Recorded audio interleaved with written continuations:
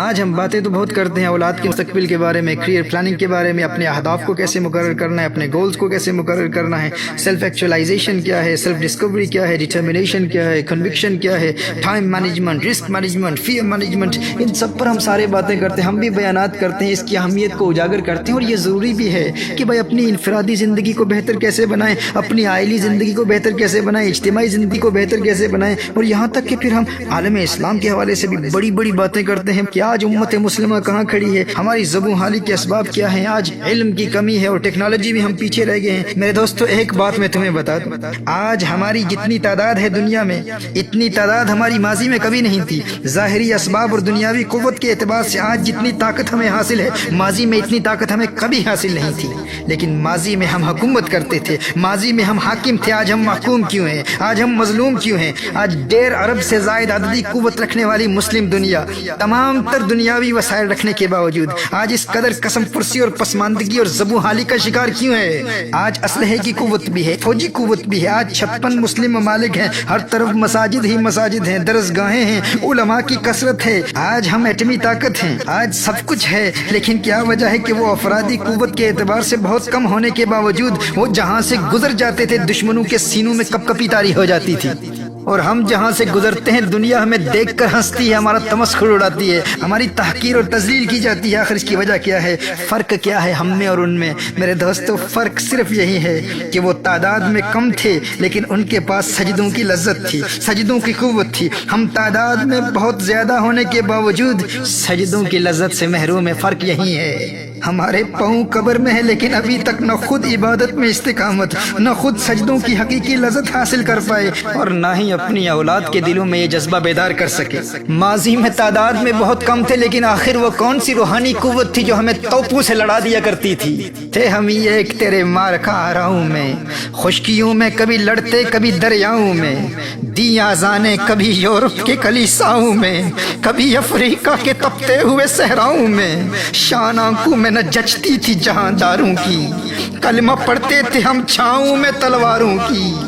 ہم جو جیتے تھے تو جنگوں کی مصیبت کے لیے اور مرتے تھے تیرے نام کی عظمت کے لیے، تھی نہ کچھ تیغ زنی اپنی حکومت کے لیے، سر بکف پھرتے تھے کیا دہر میں دولت کے لیے، ٹل نہ سکتے تھے اگر جنگ میں اڑ جاتے تھے، پاؤں شیروں کے بھی میدان سے اکھڑ جاتے تھے، تجھ سے سرکش ہوا کوئی تو بگڑ جاتے تھے، تیغ کیا ہے ہم توپ سے لڑ جاتے تھے، نقش توحید کا ہر دل پہ بٹھایا ہم نے، زیر خنجر بھی یہ پیغام سنایا ہم نے، صفائے دہر سے باطل کو مٹایا ہم نے، نوع انسانی کو غلامی سے چھڑایا ہم نے، تیرے کعبے کو جبینوں میں بسایا ہم نے، تیرے قرآن کو سینوں سے لگایا ہم نے۔ بنی اغیار کی اب چاہنے والی دنیا رہ گئی اپنے لیے ایک خیالی دنیا، ہم تو رخصت ہوئے اور انہیں سنبھالی دنیا، پھر نہ کہنا ہوئی توحید سے خالی دنیا، تیری محفل بھی گئی، چاہنے والے بھی گئے، شب کی آہیں بھی گئی، صبح کے نالے بھی گئے، دل تجھے دے بھی گئے، اپنا صلہ لے بھی گئے، آ کے بیٹھے بھی نہ تھے اور نکالے بھی گئے، آ کے بیٹھے بھی نہ تھے اور نکالے بھی گئے۔ لطف مرنے میں ہے باقی نہ مزہ جینے میں، کچھ مزہ ہے تو یہی خون جگر پینے میں، کتنے بےتاب ہیں جوہر میرے آئینے میں، کس قدر جلوے تڑپتے ہیں میرے سینے میں، اس گلستان میں مگر دیکھنے والے ہی نہیں، داغ جو سینے میں رکھتے ہوں وہ لالے ہی نہیں، کس کی ہیبت سے صنم سہمے ہوئے رہتے تھے، منہ کے بل گر کے ہو اللہ احد کہتے تھے، آ گیا عین لڑائی میں اگر وقت نماز، آ گیا عین لڑائی میں اگر وقت نماز، قبلہ روحوں کے زمین بوس ہوئی قوم حجاز، ایک ہی صف میں کھڑے ہو گئے محمود و ایاز، نہ کوئی بندہ رہا نہ کوئی بندہ نواز، بندہ و صاحب و محتاج و غنی ایک ہوئے، تیری سرکار میں پہنچے تو سبھی ایک ہوئے، تیری سرکار میں پہنچے تو سبھی ایک ہوئے، چاک اس بلبلے تنہا کی نوا سے دل ہوں، جاگنے والے اسی بانگے درا سے دل ہوں، یعنی پھر زندہ نئے عہد وفا سے دل ہوں، پھر اس بادئے دیرینہ کے پیاسے دل ہوں۔ عجمی خم ہے تو کیا میں تو حجازی ہے، عجمی خم ہے تو کیا میں تو حجازی ہے، نغمہ ہندی ہے تو کیا لے تو حجازی ہے، نغمہ ہندی ہے تو کیا لے تو حجازی ہے۔ آج پوری دنیا کے مسلمانوں پر جو ظلم و تشدد ہو رہا ہے، ہماری ناکامی کا سبب کیا ہے اور ان کی فتح و کامرانی کا راز کیا تھا؟ وہ تعداد میں کم تھے لیکن پھر بھی دنیا میں چھائے ہوئے تھے۔ آخر کیوں؟ اس لیے کہ انہیں سجدوں کی لذت حاصل تھی۔ وہ 313 تھے لیکن جنگ کے میدان میں سجدے میں گر کر رب کو پکارتے تھے۔ وہ خلاق کائنات کی بارگاہ میں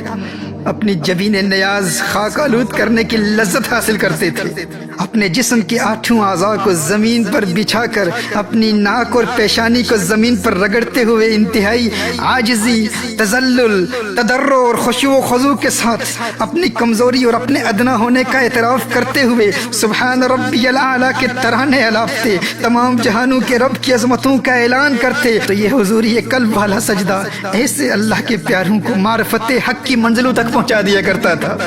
میرے دوستو، جنہیں سجدوں کی لذت سے روحانی قوت ملتی ہے وہ کبھی سجدہ قضا نہیں ہونے دیتے، اگرچہ وہ میدان جنگ میں ہوں، اور اسی لیے دنیا کی کوئی طاقت انہیں شکست نہیں دے سکتی تھی۔ انہی سجدوں میں وہ اللہ کو پکارتے اور اللہ کی غیبی مدد حالت جنگ میں نازل ہوتی، اور حالت جنگ میں بھی کبھی ان کا سجدہ قضا نہیں ہوتا تھا۔ وہ رب سے سجدے کی حالت میں راز و نیاز کی باتیں کیا کرتے تھے، اور ہم حالت امن میں بھی اپنے آرام دہ بستروں میں غفلت کی نیند سوتے رہتے ہیں، نہ خود بیدار ہوتے ہیں اور نہ اپنی نوجوان نسل کو سجدوں کی لذت سے روشناس کراتے ہیں۔ اگر آج تمام مسلم دنیا سجدے میں گر کر اس رب کو پکارے تو رب کعبہ کی قسم انقلاب آ جائے۔ کم از کم مجھے سننے والے تو آج دل سے پختہ ارادہ کریں کہ آج کے بعد ہماری کوئی نماز قضا نہیں ہوگی، اور نماز کی روحانیت تک رسائی حاصل کریں گے، اور سجدوں کی لذت خود بھی حاصل کریں گے، اور اپنی نوجوان نسل کو بھی عبادت کی لذت سے آشنا کرا کے حقیقی کامیابی کے اسباق پڑھائیں گے۔ اب دنیا کی کوئی طاقت ہمیں ہماری نماز سے محروم نہیں رکھ سکتی۔ اب 3 نمازیں پڑھنے والے نہیں، 4 نمازیں پڑھنے والے نہیں، پورے دن کی نمازیں عشاء کے ساتھ ملا کر قضا پڑھنے والے نہیں بنیں گے۔ ہم ہر نماز اس کے وقت پر ادا کریں گے، اور سجدوں کی روحانی فورسز کے ذریعے اپنے ان اسلاف کے نقش قدم پر چلیں گے جن کے متعلق علامہ اقبال علیہ رحمہ نے فرمایا: آ گیا عین لڑائی میں اگر وقت نماز، قبلہ رو ہو کے زمیں بوس ہوئی قوم حجاز، ایک ہی صف میں کھڑے ہو گئے محمود و ایاز، نہ کوئی بندہ رہا نہ کوئی بندہ نواز، بندہ و صاحب و محتاج و غنی ایک ہوئے، تیری سرکار میں پہنچے تو سبھی ایک ہوئے۔